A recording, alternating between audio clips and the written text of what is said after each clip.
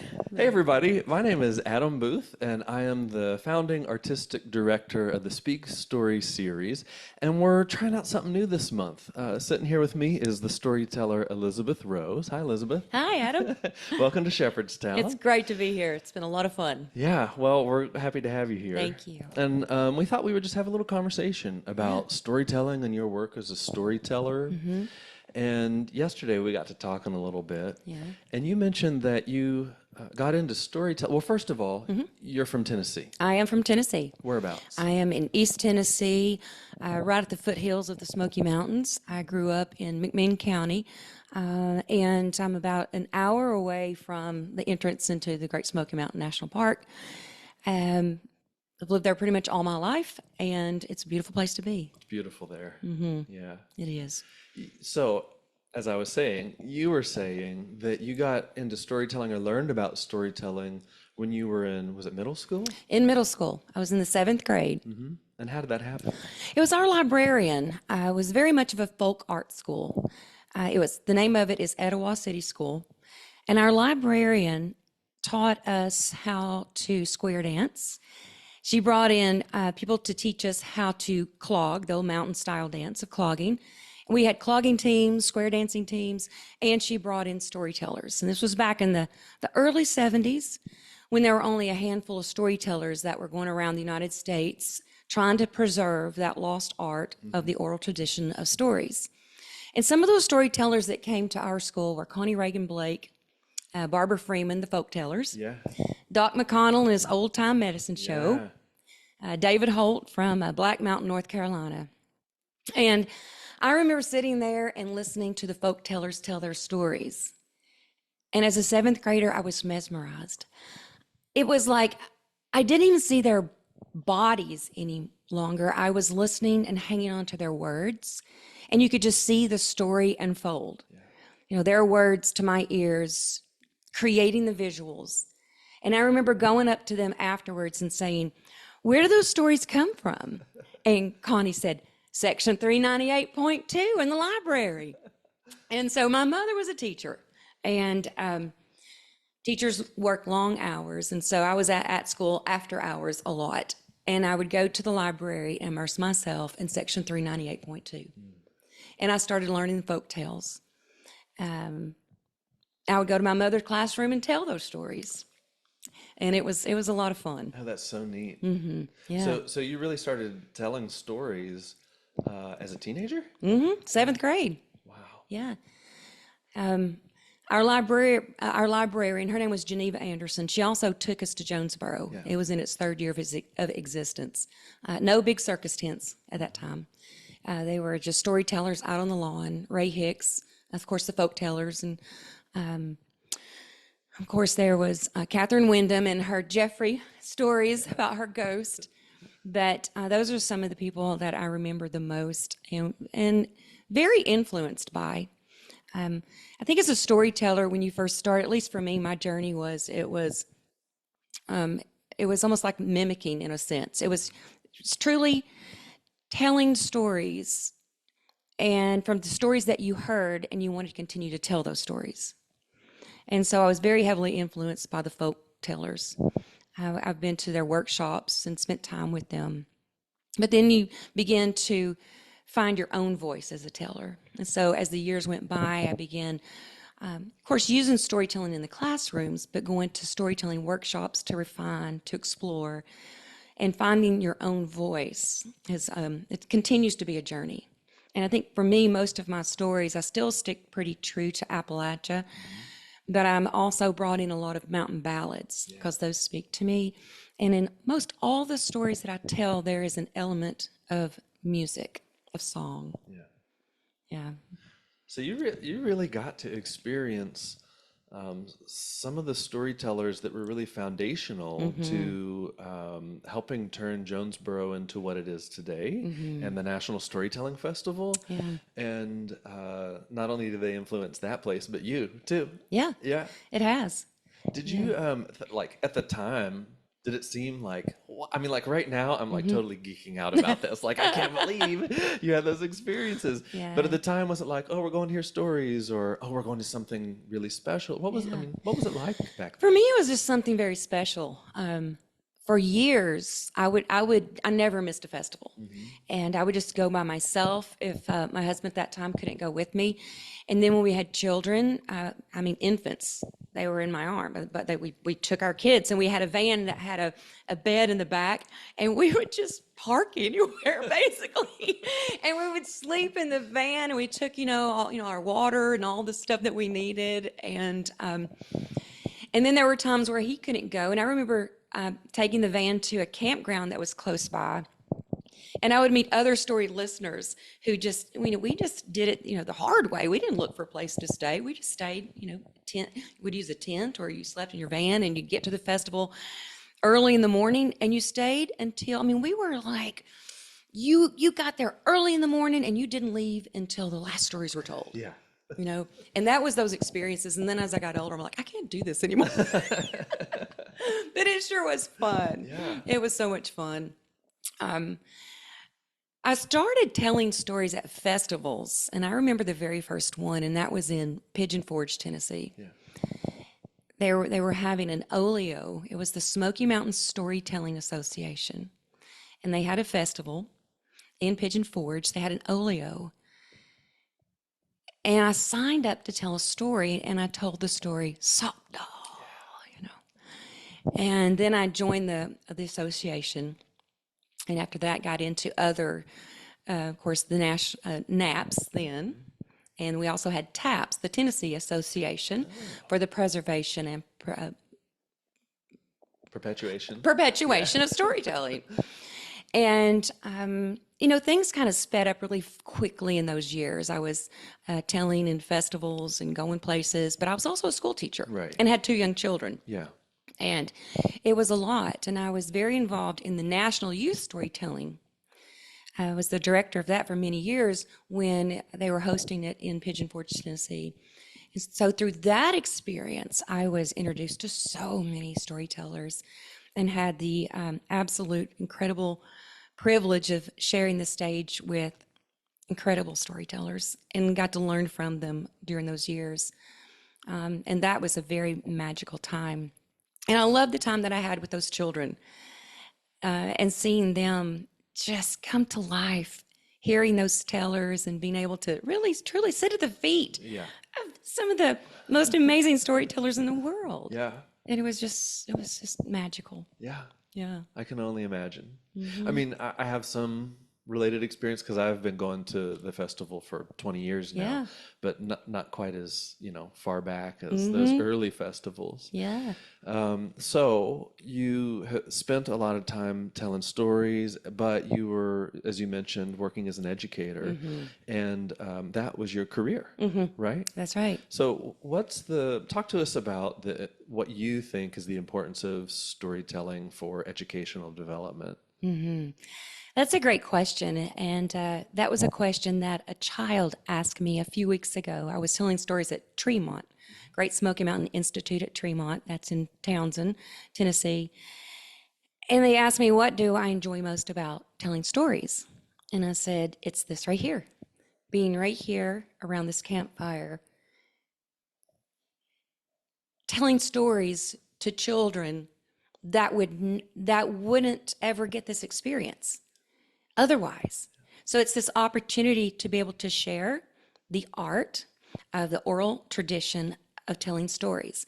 And what I always try to do with, even now I'm teaching high school English, and I try to teach not only the children, but any audience, is that everyone has a story to tell, that we are all storytellers. And I said, you may not realize it. I was talking to the children who were there at Tremont. When you go home, your parents are going to say, so what did you do? And at first you're going to say, oh, nothing. But then you're going to go to your room and rest. And then you're going to begin to think about all the things that you did. And you're going to come out and you're going to say, hey, Mom, when I was at Tremont, and then you're not going to stop because you're going to have so many stories that you want to share. And these are stories that stay with you for the rest of your life. But stories, for me, it's about finding one's voice. We can build so much knowledge through stories without trying to teach. This is something I want you to know. But through stories, it just kind of creeps in and sticks in all the corners of the mind and the brain, the heart. And that's what I love most about sharing stories. Yeah. So now that, I gotta think of the right way to say this. Now that most of your classroom career is behind you, what do you see in the future for you as a storyteller? Oh, that is a really good question. I have loved teaching kindergarten, first grade, third, sixth, seventh, eighth. I was a principal for 16 years. I have supported teachers at the national level and now in high school, but it's like at this point in my life, I'm ready to follow that other path Yeah. that I put aside for so long because I didn't want to be gone from my family. Yeah. And I knew with storytelling, being around them, you're gone all the time. But now it's like inside of me, there are all these stories that I've always thought about I want to really work on and haven't had the time nor the opportunity to do that. Yeah. That's what I want to do. Yeah. I want to dig up all the stories that have been in the crevices for so long and begin to develop and to, when I say truly find my voice, because for all these years, all of my telling has been what I would say local, regional, and I have loved it, and I still want to continue doing that. But it's like I have so many other stories I want to really expand and to be able to have a wider audience. Yeah. So that's what I'm looking forward to. So let me ask you a few things about the art of storytelling. You have a great advantage in that you have a very clear, rich Central Appalachian accent. I'm a little jealous of that, even though I grew up not far from where you grew up. That mine isn't as, rich as yours is. And so I think that's like just such an Yeah. advantage that you have. But I love the way that you embody characters in your storytelling. I feel like one of the hallmarks of your storytelling style is that your characters are so real. Yeah. And so how do you do that? What do you think about when you're living in the role of a character in your story? Yeah. It's playing with the voice. And I love to play with the voice. I like to imagine a character and I can see them in my mind. And I picture, of course, most of my characters are Appalachian characters. And so really, I've known these people. I know somebody who walks like this, who talks like that, and I know that language, And being a school teacher and a principal, well, a lot of them are parents who come in the office, Like, now, don't you talk to my kid like that. And so it's just like, these people. It's just where I am. And I was telling somebody one time when I first started getting into storytelling and I was drawn to those Jack tales and the grandfather tales. And I started reading and the words they would flow. And I'm like, oh my God, this is exactly the way my daddy talks. Yeah. And it was. Yeah. And for some people, they would open that book and they would go, I ain't got no idea what that says, But it's just growing up in a region where that vernacular, that language truly exists. And I'll have to attribute a lot of it to my dad because it is the way he talks. He grew up in Delano, Tennessee. It's a little small town, right close to the Hiawassee River and the Ocoee River. But he's what I would call a natural storyteller. Yeah. And a lot of people, when you think, oh, you're a storyteller, well, you've got people who are just natural storytellers who wouldn't want to be in front of an audience. And he's that natural storyteller. Whenever he talks, it's like you want to listen because something good's about to happen, And his whole family, they were that way. It was just very natural. He always had that timing. And you just knew he would start off slow, and you knew that there was going to be a real clincher right there at the end of some sort. But my mama always said, Yeah, he's a good storyteller, but you can't tell none of them in public.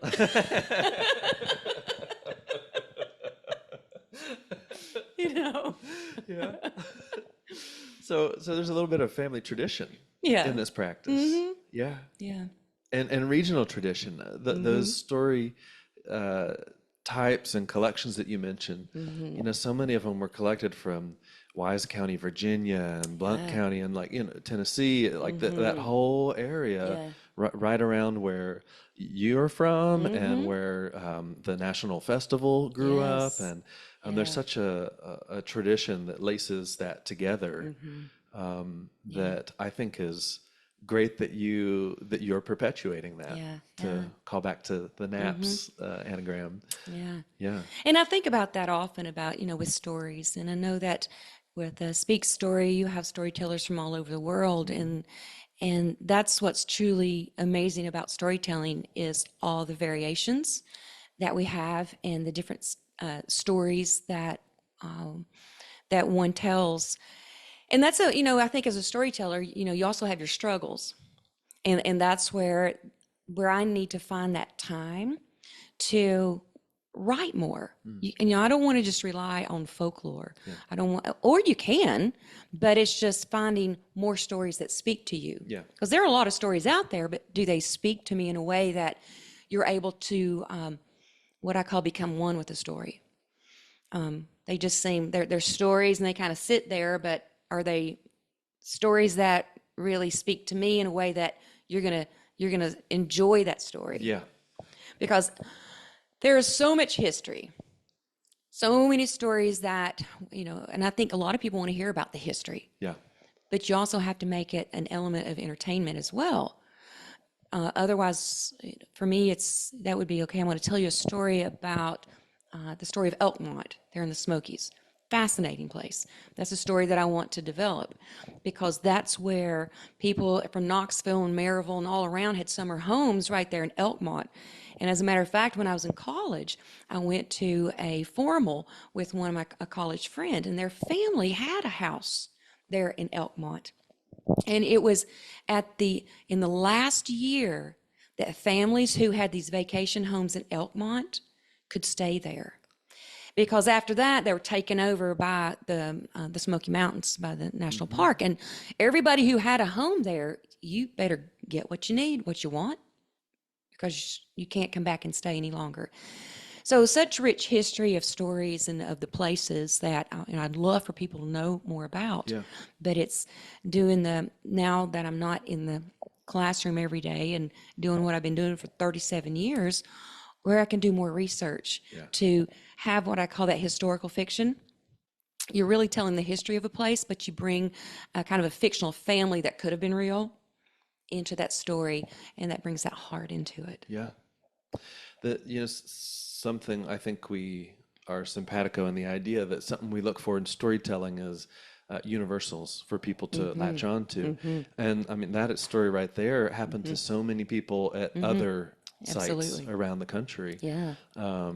And so something that's so regional and meaningful to your heart can speak to so many different communities and audiences. Right. Yeah. I want to hear it. Oh, yeah. Yeah. Good. Yeah. It's awesome. Well, I want to tell it. Yeah. For sure. Yeah. But storytelling's been a great journey. When I look back over the years, I mean, from the 7th grade until now, I mean, that's been a lot of years. I'm going to be 60, August 4th. And all of the experiences, the opportunities, the places that storytelling has led me, it's like I've had this parallel life of teaching, being in the classroom, but also this life of storytelling parallel. And I mean, I have no words for the people that I've met, the places that I've I've been able to go to and explore. It's been a gift. Yeah. A real gift. I understand what you're saying. Yeah. Yeah. Well, I'm so excited to see what comes next for you because, I mean, I really do love your traditional storytelling so much and your balladry, your love songs. Yeah. And, I'm just. Thanks. With ballads, I want to speak on that just a moment Yeah, too. sure. That is another truly a lost art.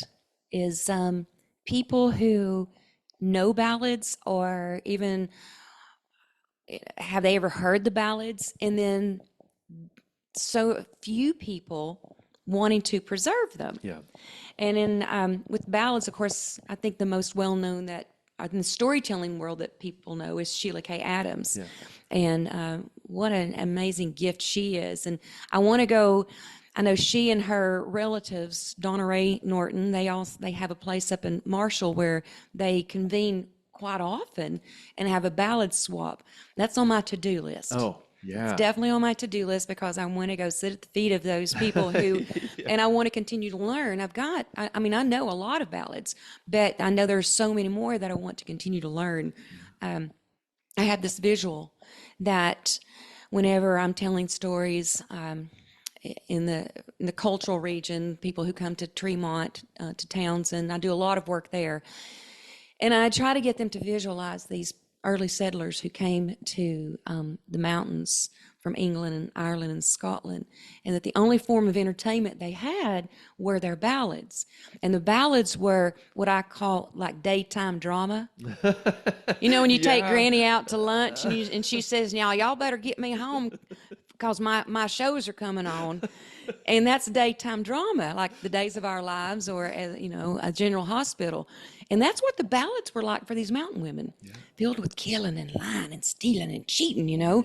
And so they sang those songs to occupy them while they would work.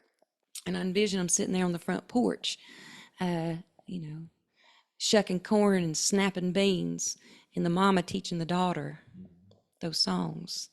And that's how they came to be, you know, and continue to, and I think they tell wonderful stories because if you truly listen to words, you're just like, oh my gosh, you know.